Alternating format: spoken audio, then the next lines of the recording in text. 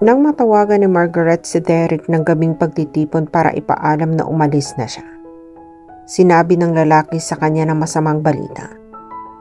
Malabo nang mabawi pa niya ang hospital.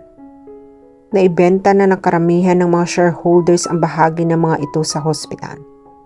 At ang buyer ay walang iba, kundi si Francisco. Ibig sabihin, isa na lang ang natitirang solusyon sa problema niya. At iyon ay ang tanggapin ang nilatag na offer sa kanya ni Francis. Marami pang ibang paraan, Margaret. Kailangan mag-isip pa siya. Hindi siya dapat mawala ng pag-asa. Pero isang linggo na halos na nagdaan, ay wala pang nangyayaring progress sa mga lakad niya. Napahawak ang dalaga sa kanyang kwintas. Iha. Nagising siya sa malalim na pag-iisip nang marinig ang paos na boses ng kanyang papa. Tinanggalan na ng mga tubong nakakabit dito kaninang umaga. Tumayo siya mula sa pagkakaupo sa bench sa isang panig ng dingding at lumapit dito. Gagawin ko po ang lahat, kaya magpagaling lang kayo, papa. Isang matamis na ngiti ang gumuhit sa mga labi ng ama bago ito pumikit ulit para magpahinga. Pagdating ng kanyang mama para siya naman magbantay ay saka siya aalis. Kailangan na niyang kumilos para tutuhanin ang pangakong binitiwan sa ama. Bago puntahan ang tao na kailangan niyang harapin para mabawi ang hospital, ay nagtungo muna si Margaret sa sementeryo para bisitahin ang puntod ni Ferdy at magpaalam na din. Alam niyang maiintindihan siya nito. Ang mga magulang na lang ang natitira sa kanya at kinakailangan pang atakihin ang papa niya para matauhan siya. Nalunod kasi siya sa lungkot niya nang mawala si Ferdy. Nasa loob na siya ng hotel ni Francis. Magdadalawang taon pa lang ang gusali at iyon ang unang beses na tumapak siya doon. Di mapagkakailaan na mahal doon. Lumapit siya sa front desk para sabihin na may appointment siya kay Francis. Ay matamis ang ngiting pinasamahan siya nito sa isang hotel attendant. Sumakay sila sa elevator. Umakyat na ang elevator papunta sa penthouse. Nakaramdam si Margaret ng kaba. Isang napakalaking desisyon ang gagawin niya. Nandito na po tayo, ma'am. Si Sir Francis is waiting for you, sabi ng attendant. Lumabas siya ng elevator at naiwan ito. Malawak at maaliwalas ang penthouse. Napapalibutan ng salamin. Mataas ang Empire. At tanaw ni Margaret mula sa kinatatayuan niya ang buong bahagi ng syudad. Inilibot niya ang tingin sa paligid at natagpuan ang isang malaking desk. May nakapatong na laptop doon. Nakarinig siya ng pagbukas ng pinto at nakita niya si Francis. It was probably his bedroom door. Parang naglaho ang tapang na baon niya ngayon. Dahil magkaharap na naman sila. Good morning. I hope you don't mind what the cook has prepared. Luckily, I was able to meet with you on such short notice. Napatitig siya kay Francis at gusto niyang ipilig ang ulo para palisin ang paghangang na darama niya para dito. Napansin niyang itinuro nitong mesa. May nakahanda ng pagkain doon. Dumiretso ito doon at pumesto na.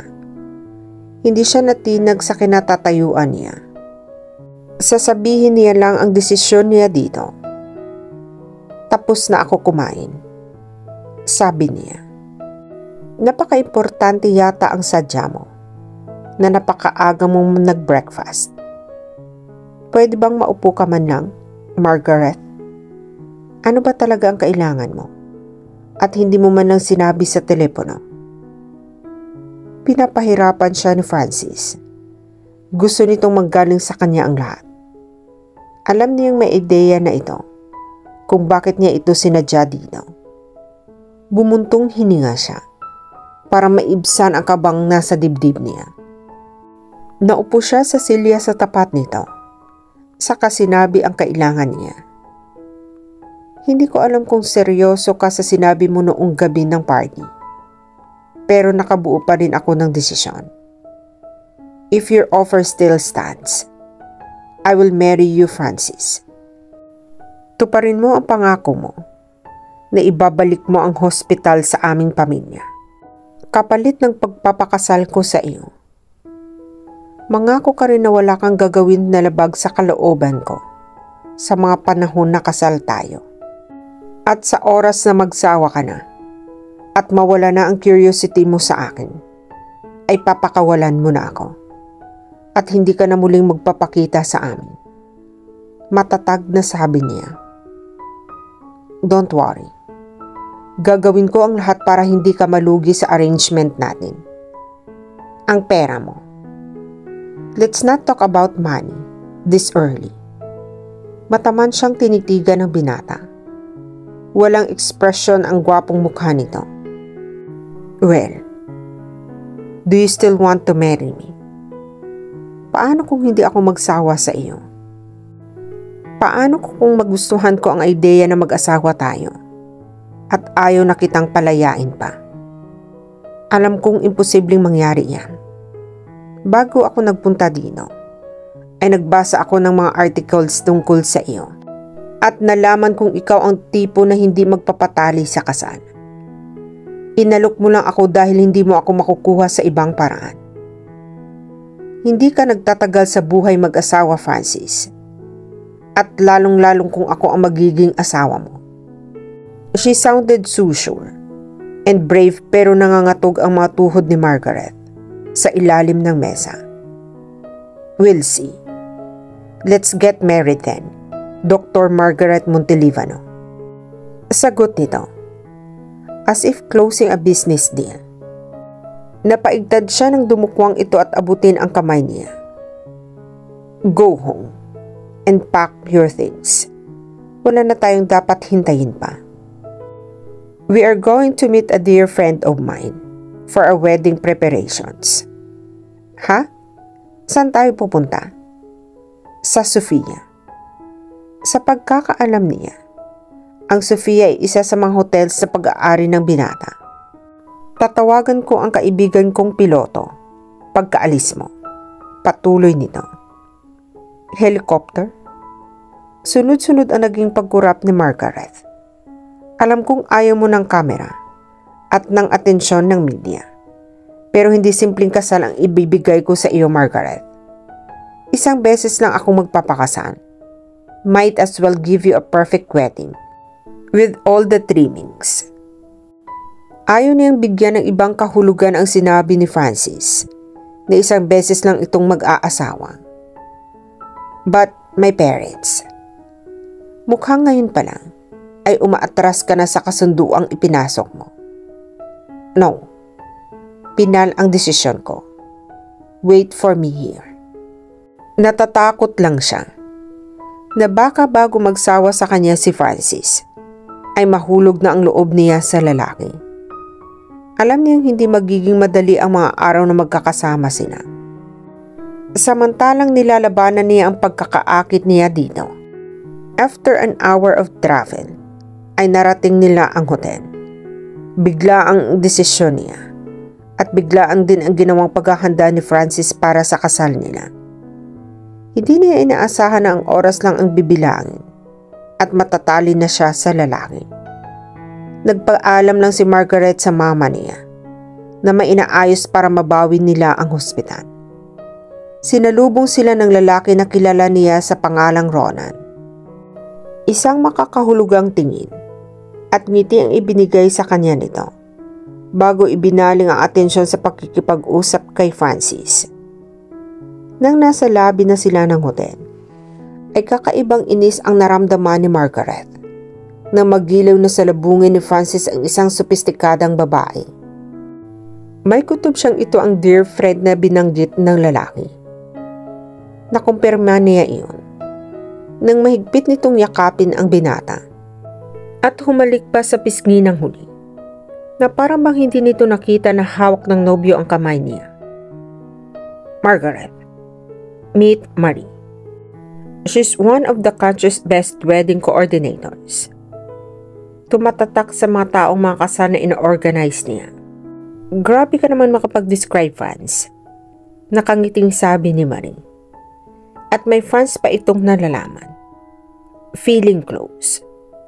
Margaret, parang kang nagsiselos na girlfriend. Hindi niya alam kung bakit parang gusto niyang ihagis palabas ng hotel ang wedding coordinator. Gustong gusto niyang sabihin kay Francis na siya na ang bahala sa kanilang kasal. Pero nagpigil siya. Inilahad na niya ang palad. Pleased to meet you, Marie. Mabuti at isang magaling na coordinator ang napili ng fiancé ko. She emphasized the word fiancé. Hindi napansin ni Margaret ang pakikipagpalitan ni Marie nang makahulugang tingin kay Ronan. Tinanggap ng babae pakikipagkamay niya at nahihiya siya dahil wala siyang maramdamang kalyo sa kamay nito. Di tulad ng sa kanya. Sa poolside piniling i-discuss ni Marie ang mga ideya. Panay lang ang tango ni Francis dito. Sa unang pagkakataon, ay gusto niyang ma-insecure sa kabaro niya dahil elegante ito. Siya, 3 taon siyang nagluksa. Aminado siyang napabayaan niya ang sarili.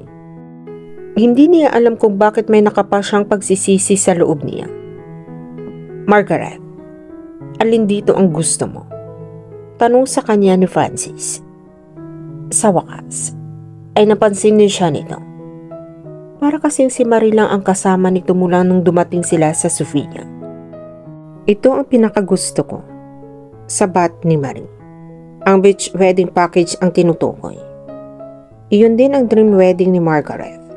Sa katunayan, ganoon ang plano nila ni Ferdy. Sa di malamang kadahilanan, ay nawalan ng apil sa kanya ang puting buhangin at tunog ng alon sa dalampasigan habang nakikipagpalitan ng vows. Nagpalipat-lipat ang tingin niya kay Francis at Marie na naghihintay ng sagot niya. Wala ako gusto dyan. Hindi ko gusto ang beach. Ayaw ko rin ng garden wedding dahil common na iyan. Higit sa lahat, ayaw ko ng poolside wedding dahil parang hindi natural. Hindi nagsalita si Francis. Nagsalubong ang mga kilay nito. What do you suggest then? Tanong ni Marie. Ask him. Sabi niya na inunguso si Francis. Wala siyang gana na makipag-usap sa dalaga. I want something unique. Something natural. Something mysterious. Something that I can call mine. Sabi ni Francis na nakatingin sa kanya. Unique. Natural. Mysterious. Yours. Pananguntang ulit ni Marie. May naaaliw ng ngiti sa mga labi. Nanunudyo ang mga mata nito nang mapasulyap sa kanya. Naramdaman niya ang pag-iinit ng kanyang mga bisngi. How about you, Margaret? Mukhang hindi siya tatantanan ni Marie. I want something like that too. Tumayo siya bago pa man makapagsalita ang dalawa. Excuse me, I need to use the restroom. She hated the idea of leaving Francis alone with Marie. Pero may pakiramdam siya na malapit na niyang ipahiya ang sarili pag hindi pa siya umalis doon. Sa bawat pagkakataon na magbi-meet silang tatlo para naghahanda sa kanilang kasal, lalong lumalala ang inis na nararamdaman ni Margaret para kay Marie. Palaging ito at si Francis ang magkausap at halos magkadikit na parang tagapakinig lang siya. Hindi niya maipaliwanag ang naramdamang pagkairita sa wedding coordinator. Regular niyang tinatawagan ang kanyang mama to check on her father. Maganda naman daw ang progress ng kalusugan ng kanyang papa, lalo pa na't nalaman nito na mababawi nila ang hospital. Lumabas siya ng silid matapos pag-usap nila ng ina. Nang hapong iyon at napadako ang mga mata niya sa paglubog ng araw, naiengganyo siyang lumabas at maglakad-lakad sa dalampasigan. Para siyang nasa paraiso. Iilan lamang ang nakakasalubong niya. Serenity. Iyon ang hatid ng sunset sa kanya. For 3 years, ay nalunod siya sa depresyon. Natagpuan ni Margaret ang sarili na muling nakakangiti. Napapansin na niyang muli ang kulay ng paligid. Hindi niya alam na may positibo palang maidudulot ang panibagong pagsubok sa buhay niya. Wala siyang balak maligo sa dagat, pero nang iinganyo ang asul na tubig. Kaya kahit hindi nakadamit panligo, ay lumusong siya. Para siyang bata noon lang nakakita ng beach. Nang magsawa siya, ay saka lang niya na malayang dumidilim na. Aahon na dapat siya ng manigas ang isang binti niya. Naramdaman na lamang niya na ang katawan na tinatangay ng alon, hanggang sa tuluyang lumubog siya sa tubig. Parang pelikula na nagbalik sa kanya ang mga magagandang alaala ng buhay niya. That was when Margaret realized na gusto pa niyang mabuhay. Pero imposible na yata iyon. Bago siya panawan ng uliran, ay naramdaman niyang may matipunong braso na pumaikot sa baywang niya. At dito na po nagtatapos ang part 6 ng ating kwento. Sabay-sabay po nating abangan ang susunod na kabanata. Be good, be safe, and God bless po everyone.